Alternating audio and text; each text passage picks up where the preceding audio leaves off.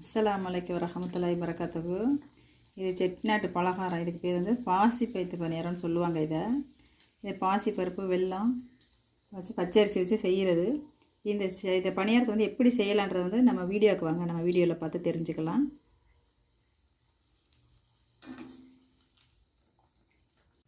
அதுக்கு முதல்ல நம்ம வந்து பச்சரிசி, நல்லா குண்டரிசி, இந்த மாதிரி குண்டரிசி, இதுக்கு வந்து 2 கிளாஸ் அரிசி நான் இன்றைக்கி எடுத்திருக்கேன்.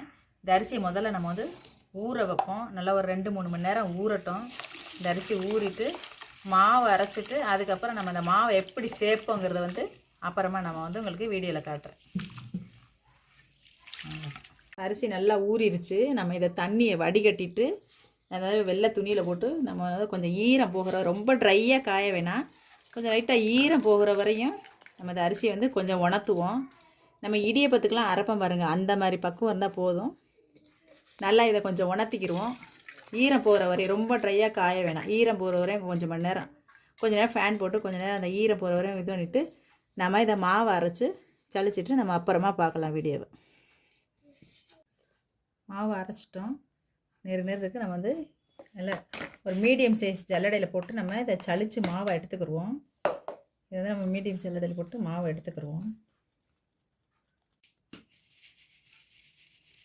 இதை ஜலிச்சுட்டு நல்லா மறுபடி இதை வந்து மிக்சியில் போட்டு ஒரு ஓட்டு ஓட்டி அதை நம்ம அப்படியே சேர்த்துக்குவோம். மறுபடி சலிக்க தேவையில்லை. இதுவே ரவை மாதிரி தான் இருக்குது, இருந்தாலும் ஒரு ஓட்டு ஓட்டி அதை சலிக்காமல் நம்ம அப்படியே சேர்த்துக்குருவோம். இதை நான் போய் மறுபடியும் போய் இதை அரைச்சிட்றேன். இதை நம்ம அரைச்சிட்டோம். இதை நம்ம அப்படியே சேர்த்துக்கலாம். இது ஜலிக்க வேணாம், இது கொஞ்சம் நெரு இருந்தாலும் பரவாயில்ல, இதை அப்படியே சேர்த்துக்கலாம். இதுக்கு மேலே நம்ம பாகு செய்கிறத போய் நம்ம போய் பார்க்கலாம். இப்போ இந்த பணியாரத்துக்கு தேவையான அளவுகளை வந்து நம்ம பார்த்துக்குறோம். இப்போ மாவை வந்து நம்ம இந்த டம்ளரில் 2 டம்ளர் அரிசி போட்டு அரைச்சி ஊற வச்சு அரைச்சி சளிச்சு வச்சுருக்கோம். இப்போ அதே டம்ளரில் ஒரு 1/4 டம்ளர் பாசி பருப்புன்னு சொல்லுவாங்க, பைத்தம் பருப்புன்னு சொல்லுவாங்க, மூங்கி தாள். இதை வந்து நம்ம வறுத்து வேக வைக்க போகிறோம். இப்போ அதே கிளாஸில் நம்ம வந்து இந்த வெள்ளைக்கட்டி வந்து நல்லா பொடி பண்ணி வச்சுருக்கேன். 2 டம்ளர் வெள்ளைக்கட்டி, இதையும் நம்ம வந்து பாகு காய்ச்ச போகிறோம். இதை பாகு காய்ச்சிட்டு அதுக்கப்புறம் தான் நம்ம வந்து அதெல்லாம் ஒன்றா சேர்த்துக்க போகிறோம். நம்ம இது 2 கிளாஸ், இந்த மாதிரி வச்சு ஒரு 2 கிளாஸ் வெல்லம், இதையும் நம்ம வந்து பாகு எடுக்க போகிறோம். இதில் 2 கிளாஸ் வெல்லம் சேர்த்துக்கிடுவோம். அதுக்கு தண்ணி வந்து ஒரு 1/2 கிளாஸ் தண்ணி, அந்த கிளாஸ்லே ஒரு 1/2 கிளாஸ் தண்ணி போதும். அந்த கிளாஸ்லேயே 1/2 கிளாஸ் தண்ணி. இதை வந்து நம்ம வந்து கம்பி பதம்லாம் நம்மளுக்கு தேவையில்லை. இதுக்கு வந்து ஒரு 3 ஏலக்காய் பொடி பண்ணி வச்சுருக்கேன். இதை இந்த மாவோடு நம்ம சேர்த்துருவோம். இப்போ இந்த பாகு காய்ச்சி எடுத்துகிட்டு வந்துடுவோம். பைத்தம் பருப்பை வந்து நல்லா இந்த பாசி பருப்பை வறுத்து வேக வச்சு ஆற வச்சு பாகையும் காய்ச்சி ஆற வச்சு நம்ம இந்த மாவில் ஊற்றி கலக்க போகிறோம். வாங்க நம்ம பருப்பை அறுக்க போவோம். இப்போ வந்து நம்ம வந்து பாகை வந்து இந்த பக்கம் காய்ச்சுவோம். அதுக்குள்ளே நம்ம இந்த பருப்பையும் இந்த பக்கம் வறுத்து வேக போடுவோம்.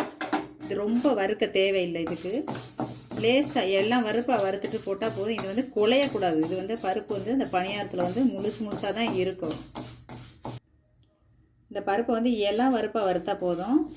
இது வந்து ரொம்ப வறுக்க தேவையில்லை, எல்லாம் லேசாக வறுத்தா போதும். வறுத்துட்டு, ஏன்னா இந்த பருப்பு வந்து பணியாரத்தில் வந்து குலையக்கூடாது. இந்த பருப்பு நெத்தாக தான் இருக்கணும். வேக வச்சு நம்ம ஆற வச்சு போட்டுக்கணும். லேசாக வறுத்தா போதும்.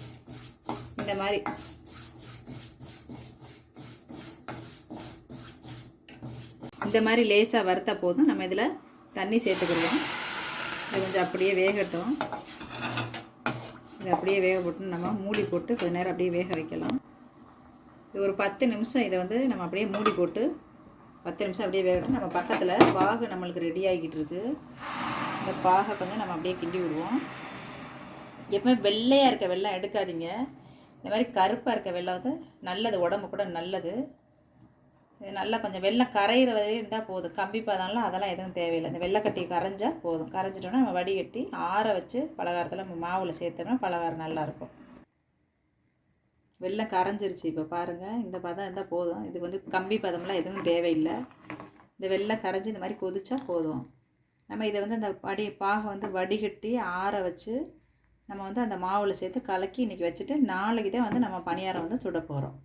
இதில் வந்து கொஞ்சம் நேரம் நம்ம அவ்வளோதான் முடிஞ்சு. இதை வந்து நம்ம ஸ்டவ் ஆஃப் பண்ணிவிட்டு ஆற விட்டுறலாம் அந்த பாகை. அவ்வளோதான் முடிஞ்சது.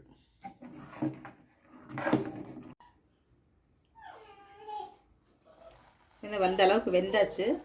தண்ணியும் கரெக்டாக இருக்குது. இதில் இந்த பாருங்கள், இந்த அளவுக்கு மலர்ந்துருச்சு. இந்த அளவுக்கு மலர்ந்தா போதும். தண்ணியும் கரெக்டாக வந்துருச்சு. அதில் நம்ம இதை நம்ம ஆற வைக்கலாம். ஸ்டவ் ஆஃப் பண்ணிட்டு இதை கொஞ்சம் நேரம் ஆற வைக்கலாம். ஆற வச்சுட்டு நம்ம மாவோட சேர்க்க போகிறோம். ஆறிடுச்சு.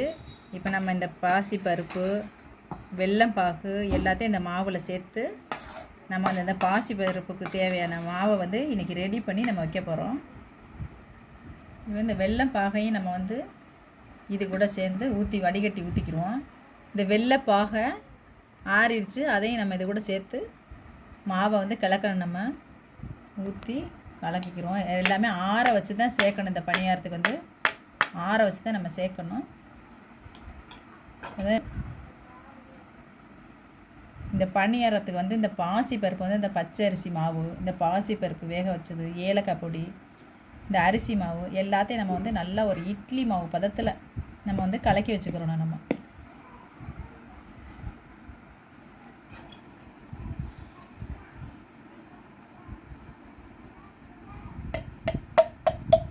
எல்லா பாகையும் ஊற்றிடணும். கரெக்டாக இருக்கும். 2 டம்ளர் அரிசி, 2 டம்ளர் வெல்லம் பாகு கரெக்டாக இருக்கும். அதுக்கு வெள்ளை வெல்லம் வந்து வாங்காதீங்க. இந்த மாதிரி கருப்பாக இருக்க வெல்லம் வந்து வாங்குங்க. அது வந்து ரொம்ப நல்லது. டேஸ்ட்டு கூட நல்லாயிருக்கும். கருப்பாக இருக்க வெல்லமே எப்போவுமே வாங்குங்க. வெள்ளையாக இருக்க வெல்லத்தை வந்து கெமிக்கல் போடுவாங்க. அது நல்லாவும் இருக்காது. இந்த கருப்பு வெல்லம் பாருங்கள், கரெக்டாக இருக்க அந்த பதம் வந்து நம்மளுக்கு தண்ணியெல்லாம் எக்ஸ்ட்ரா எதுவுமே தேவையில்லை. இந்த மாதிரி இருந்தால் போதும். நல்லா நம்ம மாவை கலக்கி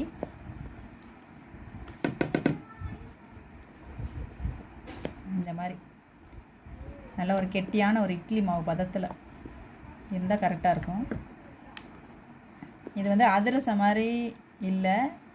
ஆனால் மாவு வந்து பச்சரிசி, வெல்லம், பைத்தம்பருப்பு, பாசிப்பருப்பு, மூங்கி தால், இது 3 பேர் சொல்லுவாங்க. இது இதில் சேர்க்கும் போது ரொம்ப அருமையாக டேஸ்ட்டு செம்மையாக இருக்கும்.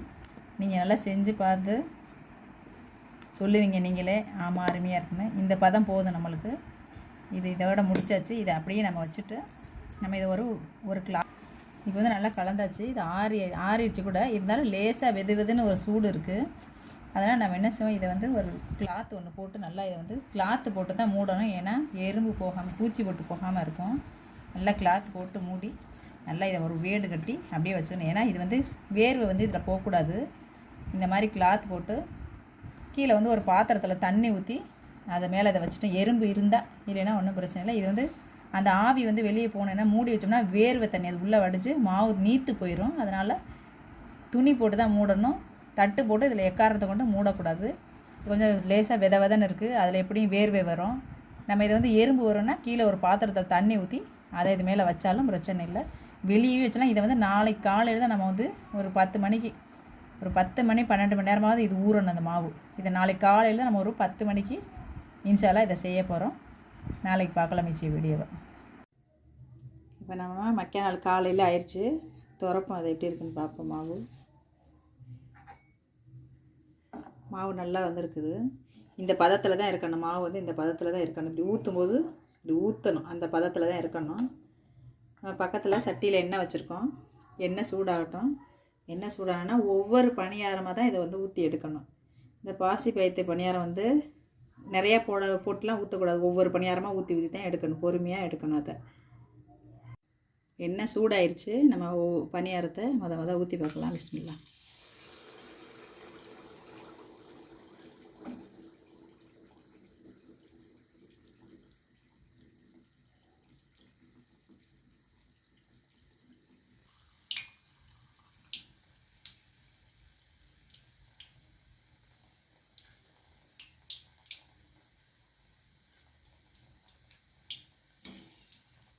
நம்ம அப்படியே மொல்லமாக திருப்பி விட்டுக்குருவோம். இது ஒவ்வொரு பணியாரமாக தான் ஊற்றணும். இதை வந்து 2-3 பணியாரம்லாம் ஊற்றக்கூடாது. சூப்பராக உப்பி வந்திருக்கு. சப்போஸ் உங்களுக்கு வந்து இந்த இனிப்பு வேணும் அப்படின்னா 1.5 கப்பு வெல்லம் கூட, கொஞ்சம் தண்ணி கொஞ்சம் கம்மியாக கூட 1.25 கப்பு வெல்லம் கூட நம்ம போட்டுக்கிறலாம். அதுக்கு இந்த அளவுக்கு வெந்தால் போதும். அழகாக இந்த மாதிரி குழி மாதிரி இருந்தால் அதில் ஊற்றினா ஒரு பக்கம் உப்பியும் ஒரு பக்கம் இதுவும் அழகாக இருக்கும். அது பார்க்குறக்கே ஒரு மாதிரி அழகாக இருக்கும். டேஸ்ட்டும் சூப்பராக இருக்கும். இந்த செட்டிநாட்டு பைத்தம்பருப்பு பணியாரம் வந்து ரொம்ப ஃபேமஸ் எங்கள் ஊரில். காரைக்குடி சைடு வந்து இது ரொம்ப ஃபேமஸான ஒரு பலகாரம் அந்த காலத்தில் இருந்தே. இந்த பலகாரத்தை வந்து நான் எங்கள் அம்மா கிட்ட நான் கற்றுக்கிட்டேங்க. இந்த மாதிரி ஒவ்வொரு பணியாரமாக நம்ம வந்து ஊற்றி நம்ம வந்து எடுத்துக்கிடுவோம்.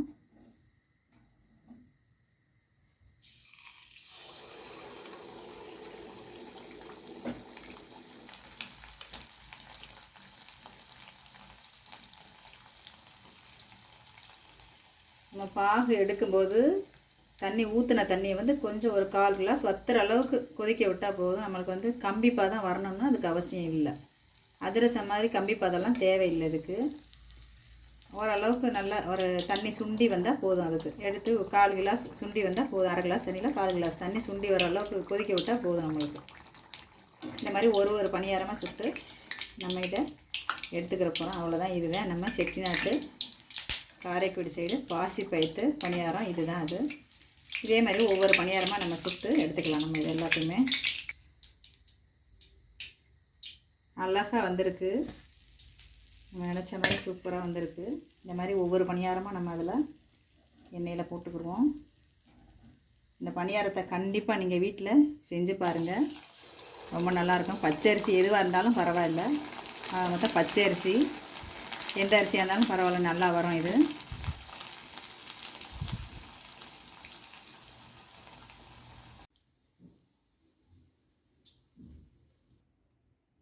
அவ்வளோதான். நம்ம பாசிப்பருத்தி பணியாரம் சுட்டு எடுத்தாச்சு.